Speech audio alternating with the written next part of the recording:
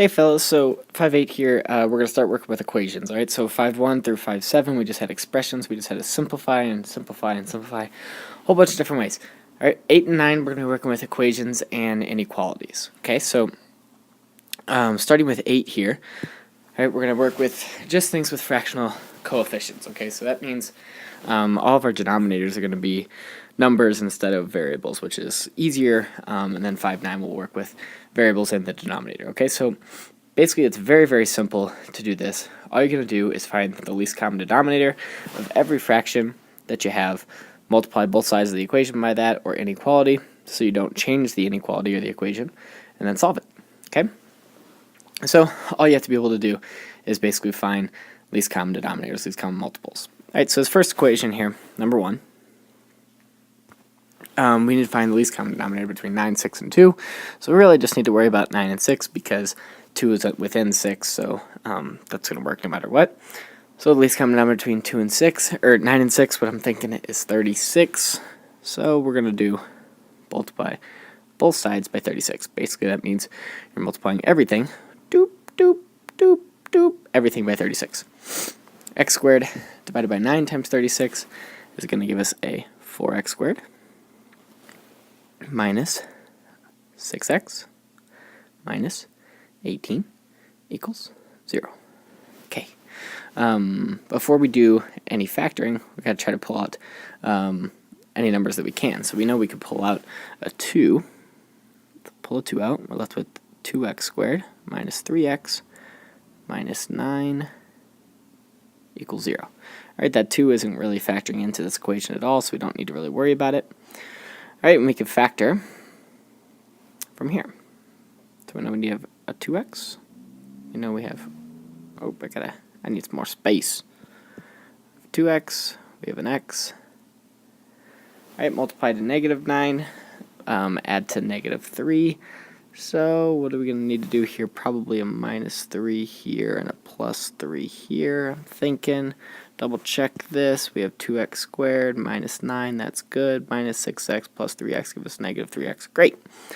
Alright, so our answers are going to be 3 and negative 3/2. Okay, just like that. Now, number 2. 2 and 3 are again, I guess this whole side is pretty simple just because we're working with equations, so we just need to find least common denominator. This one it's 10. Alright, that's really the only big step, so we multiply everything. We get 2m minus 5 equals 3. You guys can solve this in your sleep. 2m equals 8, m equals 4. Alright, number 3. Need the least common denominator, as I was saying, between 2, 3, 4, and 5. Okay, this one's a little bit tougher. Alright, so I'm going to think about, don't need to really worry about the 2 because it's within the 4.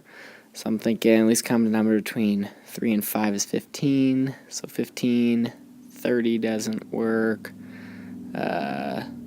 45 doesn't work. 60. 60's got to be the one. Multiply by 60. Okay, now even if you don't get the least common denominator, right? Say I did this. I mean, you can obviously do this in your calculator and that'll be fine, but let's say I did this and this wasn't the least common denominator. As long as it is a multiple of all these, you're still going to get the right answer. Okay, so it just has to be a common denominator. It doesn't necessarily have to be the least one, but that's just a side note. Okay, distribute everywhere. 60 times k minus, or k over 5 is 12k minus 15k equals 40k, because we've got basically 20 times 2k, which is 40k, and minus, let's see, 30 times 3 is 90k. Okay, we're going to get all of our k's together here.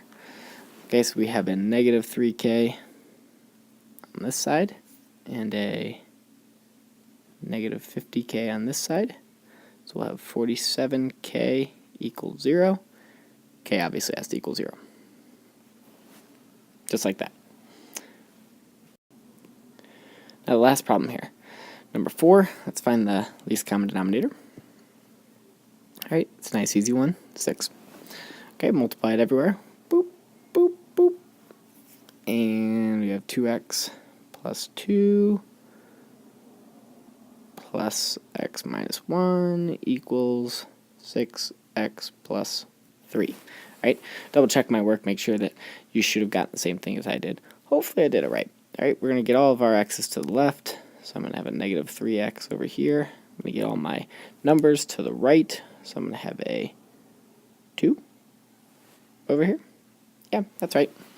And x equals negative 2/3. Okay, on to the inequalities. For the inequalities, right, we've got the same type of deal, right? You just have to remember, obviously, that rule about multiplying and dividing by negatives. That's really going to be the big difference here.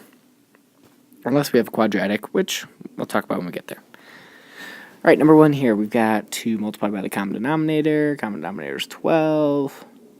Okay, so we've got a 3x minus 42, right, when we're distributing everywhere, greater than or equal to 5x minus 36.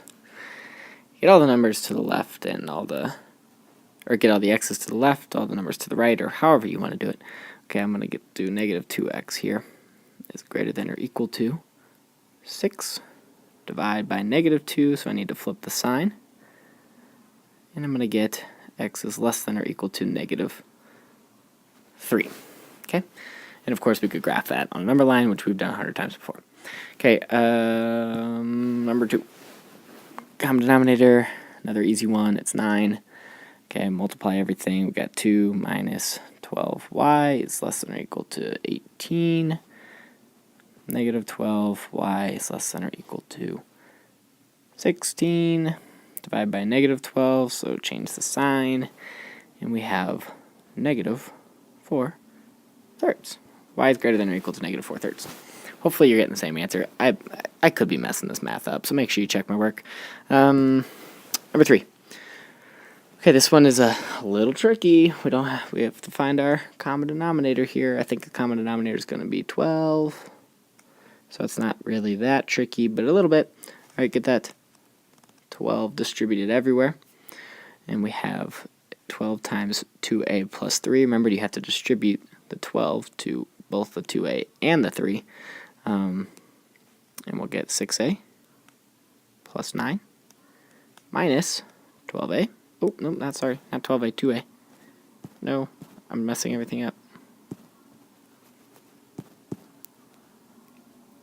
Okay, I have to start this over because I'm terrible. Multiply by 12. Poof, poof, poof, poof. 6a plus 9 minus 2a less than 12a plus 12. Okay, hopefully you got to that point by yourself. Okay, so let's get all the a's to the left, numbers to the right. So I need to subtract over the 12a, which is going to give me a negative 8a. It's less than or equal to 3. Or just less than 3, sorry, not equal to. And divide by negative 8, so a is greater than negative 3/8. Last problem, number 4. Okay, we need to multiply by the common denominator. Don't forget about that 4, that's the problem. Okay, it's 21, distributed everywhere. 7b plus 14 minus 3b. Not minus 6, that's a big mistake that could happen.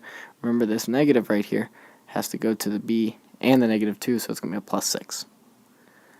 Okay, watch out for that sneaky stuff. Equals 42. Alright, combine all my b's. We got a 4b. We're going to subtract over the 20. So it's greater than or equal to 22, and b is greater than or equal to 22 over 4, which simplifies to 11 over 2, or 5.5. That is it for this section. The next section is the hardest one, but hopefully this will get you through section 8.